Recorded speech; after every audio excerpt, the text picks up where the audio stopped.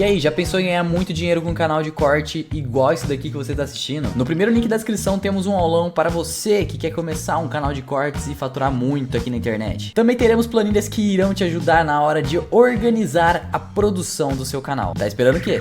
Hoje uma criança hoje de 10 anos tem mais acesso à informação em 2 dias que um idoso de 1800 em meia vida, velho.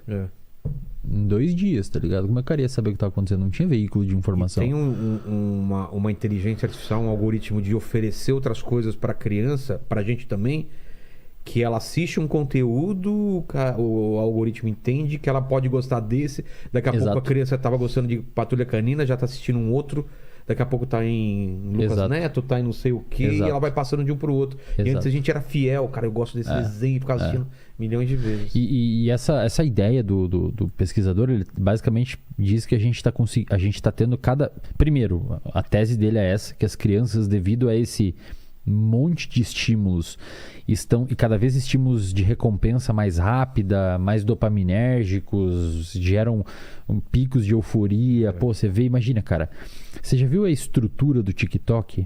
Não. O jeito que é o TikTok, você já parou pra pensar? Vocês que tem TikTok... Não, eu já passei por lá, não gosto de TikTok, mas eu sei como funciona. Ele é muito imersivo. Por quê? Ele não tem borda, cara. O vídeo tá na tela inteira. O vídeo tá na tela inteira, texto, você não consegue título. Sair. Não tem como sair, você só consegue ir pra baixo que tem outro vídeo. E se você ele te sair, prende ali. faz? Não é tipo o Instagram que você tem ADM. Tá. Ele é projetado pra te deixar mais dentro do vídeo. E aí você vai jogando pra baixo. É quase como se você pudesse só ir pra baixo, cara. E aí começa a vir os vídeos de uns caras pulando de umas montanhas de neve com uma música no fundo. É um estímulo muito agradável pro seu cérebro, porque são cenários diferentes, muitas vezes pessoas extremamente bonitas. Eu tenho um TikTok que eu divulgo lá os meus cortes. Tem esses dias eu abri uma live lá pra testar. E o bagulho tem um filtro que eu nem pedi. Tipo assim, ele me deixou mais bonito automático. É cara. mesmo? É todo um esquema organizado para deixar o ambiente extremamente agradável e deixar você preso dentro dele. Alegre e agradável. Inclusive tem pesquisas que já saíram mostrando que o TikTok dá picos de neurotransmissores envolvidos com fixação no conteúdo. E gera um certo tipo de aprisionamento ali da atenção do sujeito. Quanto que a pessoa consegue ficar no TikTok? Quanto tempo? Horas ou minutos? Cara, tem gente que fica horas? Galera fica horas ali, cara. Nossa. Esses tempos eu tava lá em casa tomando um café, eu abri o TikTok pra dar uma olhada, cara.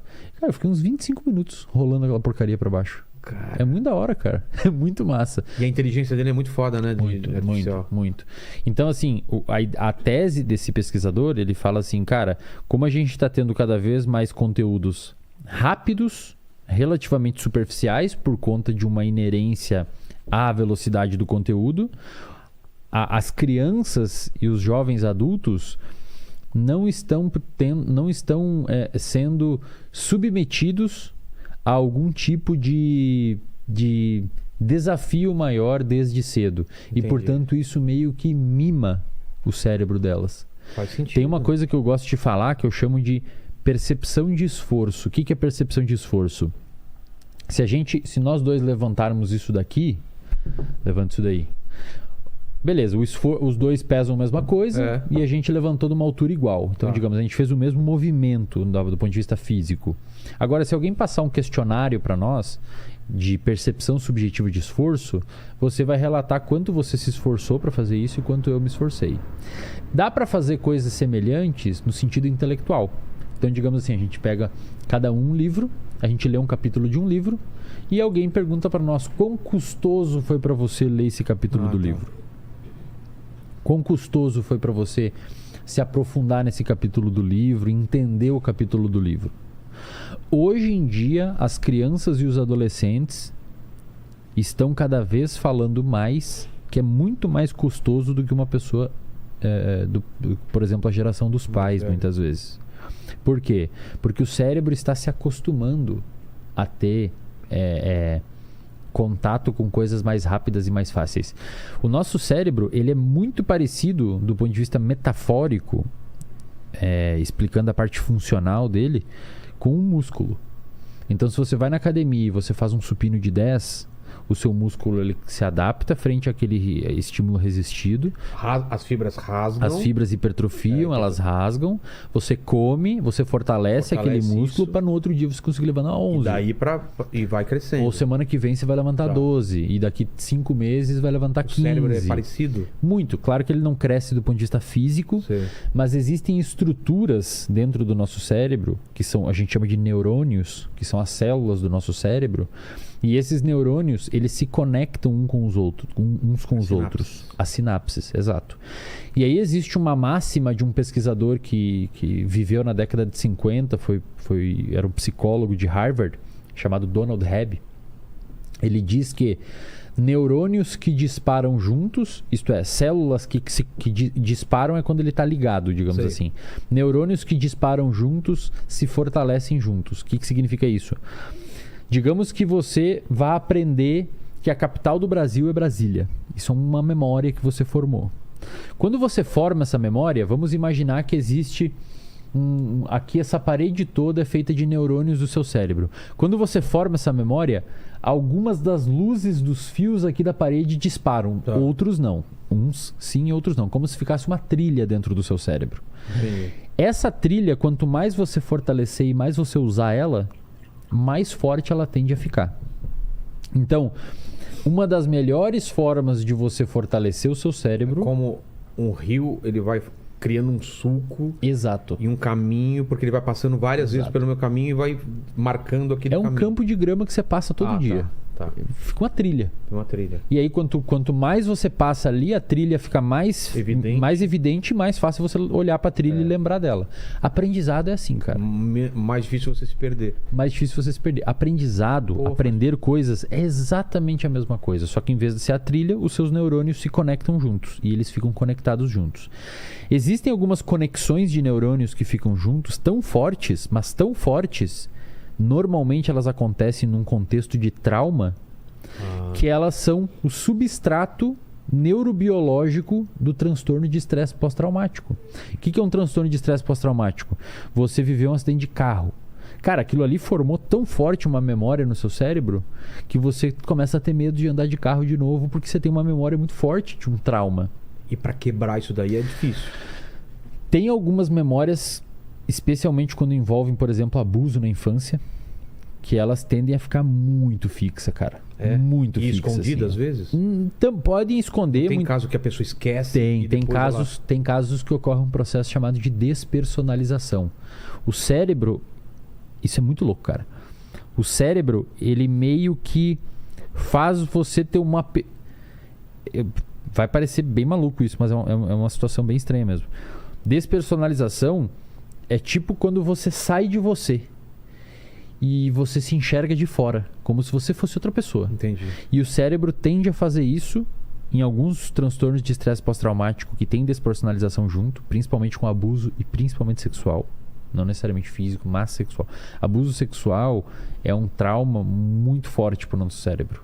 Muito agressivo. Preditor de muitas doenças psiquiátricas na idade adulta.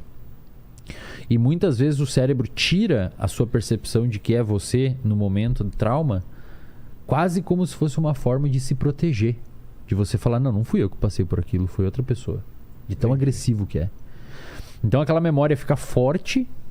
E para quebrar, cara, é muito complicado, mas envolve um processo gigantesco de psicoterapia, que a gente chama de psicoterapia cognitiva comportamental, envolve processo de dessensibilização, enfim, aí é todo um esquema gigantesco. Medicamento também, às vezes?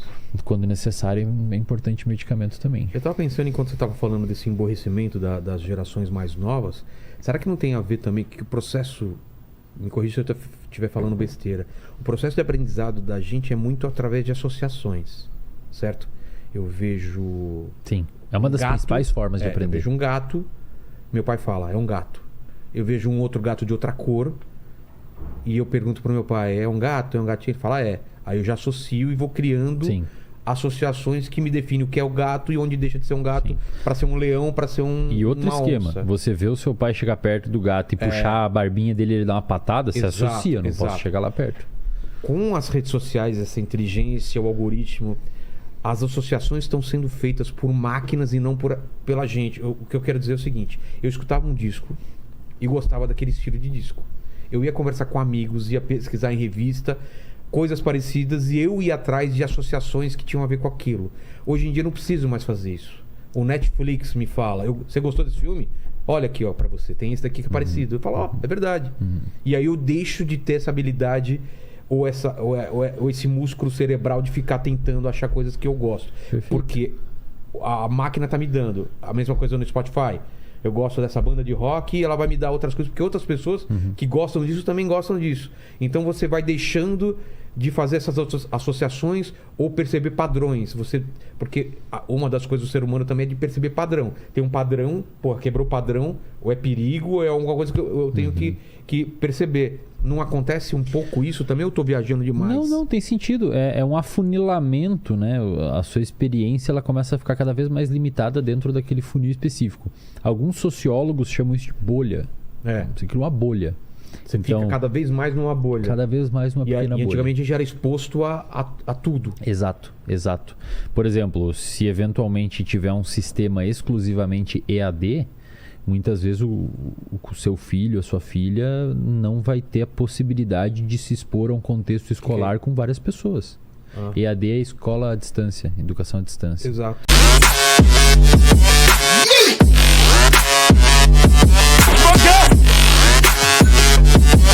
Yeah.